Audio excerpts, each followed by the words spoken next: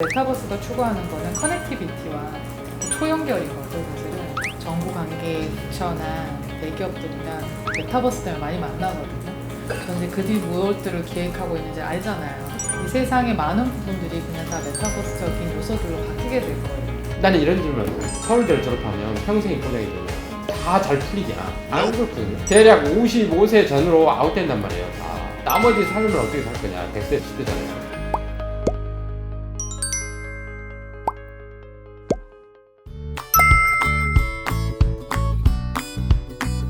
저희가 2014년부터 브런치 세미나를 통해서 4차 산업혁명 궤도 운동을 했거든요. 한 5,000명씩 학부모들을 모셔다 놓고 막 잠실운동장 이런 데서 계속 해왔어요, 해마다. 저희 입으로 말하면 뭔가 임팩트 없잖아요. MIT 인공지능 연구 소장을 모셔다 한다거나 뭐 스탠퍼드 교수를 이런 것들을 제가 해왔던 거거든요. 제가 되게 단계별로 필요한 것들을 부모들한테 알려야겠다고 해서 한 건데 교육에는 별 관심들이 없었다는 거죠. 근데 저희가 2017년 띄웠을 때 약 한 3년 동안 해마다 뭐 이런 거 좀 오픈하게 되지만 저희가 이 교육 인프라를 만드는 과정이었기 때문에 근데 올해 들어서 저희가 PEP에 딱 그냥 도달을 했거든요. 그만큼 이제 사람들 속에 스며들기 시작했고 올해부터 급속히 늘어나기 시작하는 거예요, 학생들이.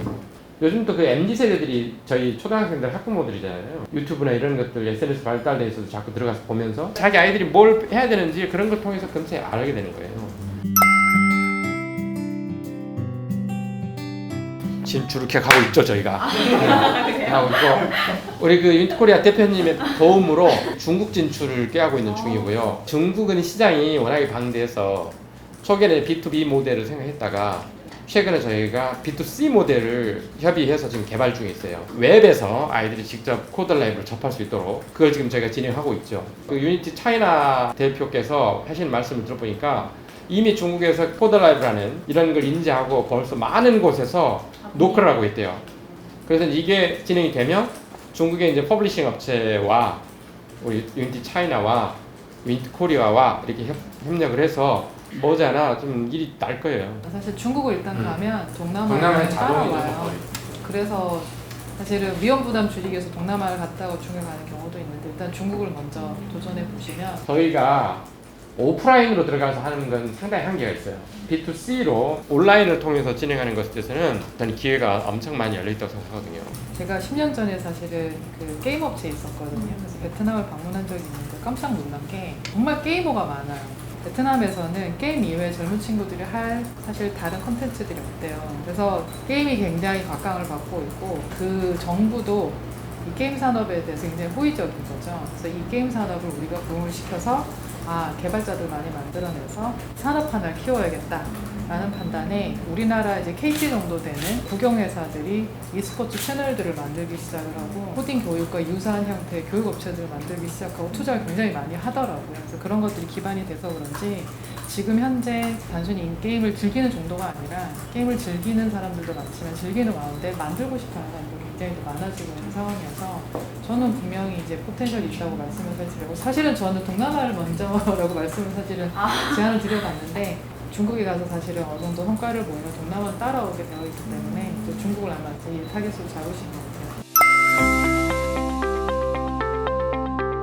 지금 대부분 메타버스 플랫폼이라고 하는 게 굉장히 느슨한 단계에서부터 초기 단계거든요. 대학에서 강의용으로 그걸 쓴다거나 축제 때 활용한다거나 엔터테인먼트 업체들이 점점 지금 스텝을 지금 가져가고 있는데 또 이제 여기에서 저희가 유니티하고 협업을 멈추지 않고 메타버스라고 하는 영역을 최근에 유니티하고 다시 협업을 하고 있어요. 교육 메타버스, 교육회사가 가는 파이널 플랫폼이라고 생각하고 그 파이널 플랫폼의 시작을 제가 했고 그 안에 3D 월드는 전부 유니티의 세상이기 때문에 유니티에서 가장 이런 걸 잘 만들 수밖에 없는 거라고 저희가 확신을 하고 김 대표님한테 제가 도움 요청을 해서 지금 저희 이제 진행 중에 있어요. 저희가 내년 상반기면 저희가 이제 알파 버전 정도는 띄울 수 있다. 내년 하반기는 저희가 클로즈 베타를 할 거거든요. 그래서 2022년 말 저희 정말 제대로 된 메타버스 교육 플랫폼이 튀어나올 거거든요. 그게 튀어나오면 시장이 좀 시끄러워질 거라고 저는 생각합니다. 어차피 그런 세상이 오고 있는데 시대적 조류기 때문에 천천히 가야 될 이유도 없는 거고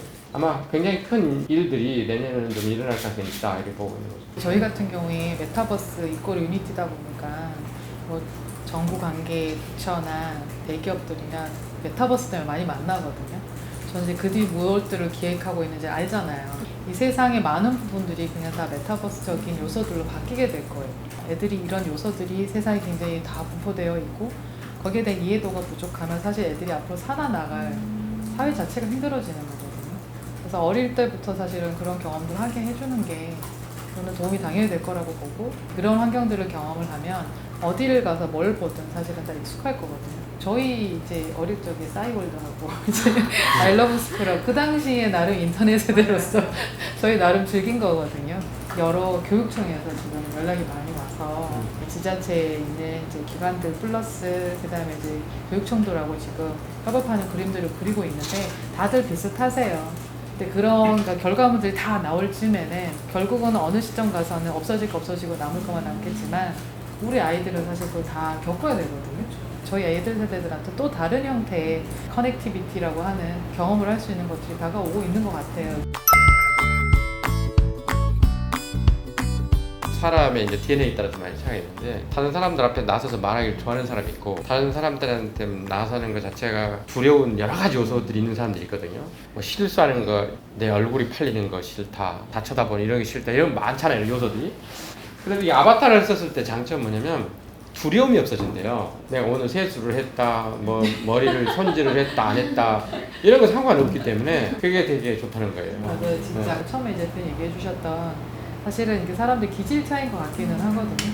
그러니까 나서는 게 사실 쉽지 않은 사람들이 그 환경에서는 조금 더 릴렉스하게 되는 것 같아요. 그런 부분에서는 좀 교수님들도 활발한 토론이나 Q&A를 통해서 수업을 이제 끌어갈 수 있다 보니까 줌 수업 하실 때 화면에 애들 막 띄워놓고 일방적으로 사실 얘기하시는 형태잖아요. 그래서 굉장히 답답함을 느끼시다가 여러 메타버스적인 어떤 수업 플랫폼에 들어가서 수업을 하시면 만족도가 사실 굉장히 높으신 것 같아요. 코로나가 어느 정도 정리가 된 이후에도 조금 더 활용을 많이 하지 않을까라는 생각을 좀 들어요. 이 트렌드는 멈출 수 없는 중요한 건 뭐냐면 이 메타버스의 종류는 지구상에 수만 가지가 나올 거다. 플랫폼이라는 그 큰 틀이라고 하는 것만 빼놓고 그 안에 채워지는 뭐 방향성 이런 것들은 저는 수만 가지가 나올 거라고 생각하거든요. 저희는 저희만의 티칭과 러닝이 자유자재로 일어날 수 있게 만드는 게 지금 목표거든요. 부모들이 열광하게 될 거다. 이렇게 생각하고 있죠. 메타버스가 추구하는 거는 커넥티비티와 초연결인 거죠, 사실은. 플러스 아까 다른 요소들이 있는 거지.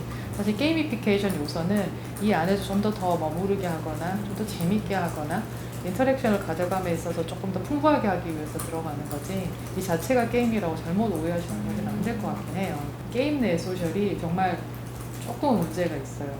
그 안의 세상에 살아버리게 되면 바깥과 단절이 되거든요. 이 메타버스 월드 내에서 만들어갈 소셜은 굉장히 많이 다르기 때문에 그 안에서는 충분히 원하는 것들, 할 수 있는 것들을 해가면서 그 안에 또 다른 또 재미를 느끼면서 몰입이 되지 않을까 생각이 좀 들거든요. 주변 분들 만나면 학부모님들의 기본적인 컨설을 저도 옆에서 들어요. 어떻게 하면 이 사람들이 조금 생각을 바꾸게 할까. 저는 저희 아들 코딩학원 보내는 거, 온라인 수업을 하고 있는 것도 이런 것도 많이 얘기해 주거든요. 애가 그걸 통해서 어떤 반응들을 보이는지. 제가 보기엔 별거 아닌데 이게 계속 숫자 올리는 게임 같은 이상한 거 만들어주면 막 자랑하거든요. 그 아들이.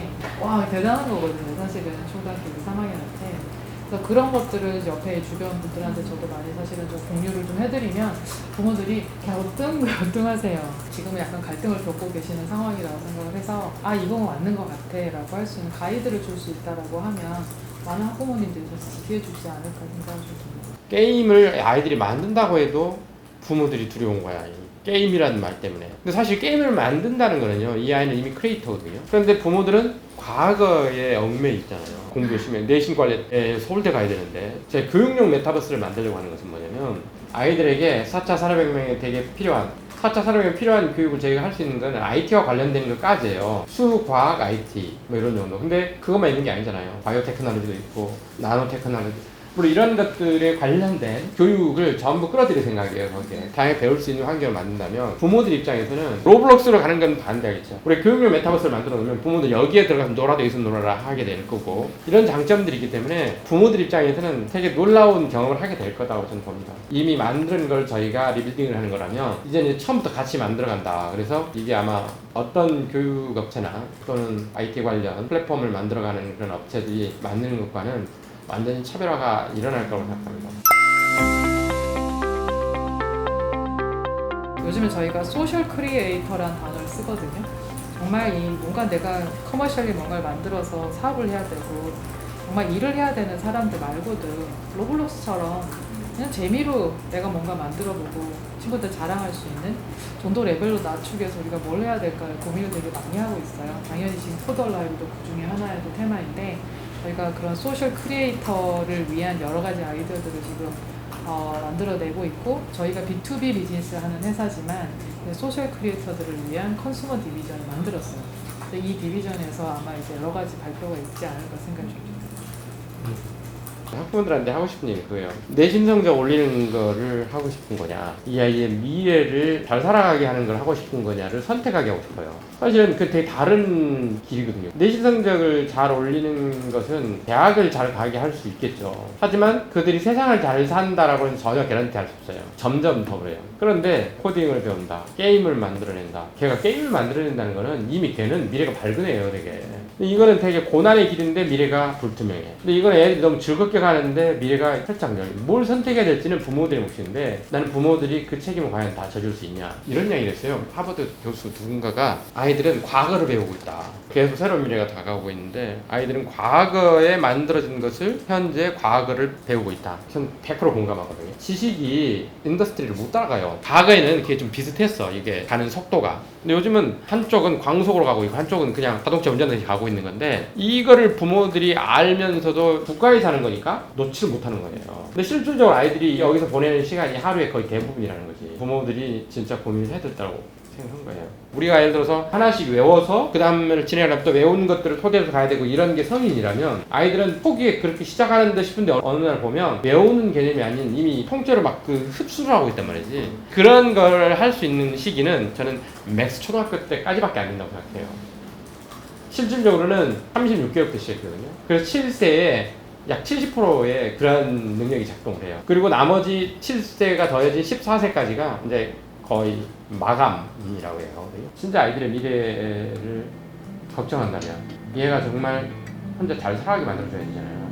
그러려면 진짜 미래에서 필요한 인재가 돼야 되잖아요. 그 길에 최소한 코딩 교육을 시켜야 된다. 코딩 교육을 시키는 게 말이 쉽지 않다. 그것의 대안이 코드 얼라이브다. 뭐 이런 거.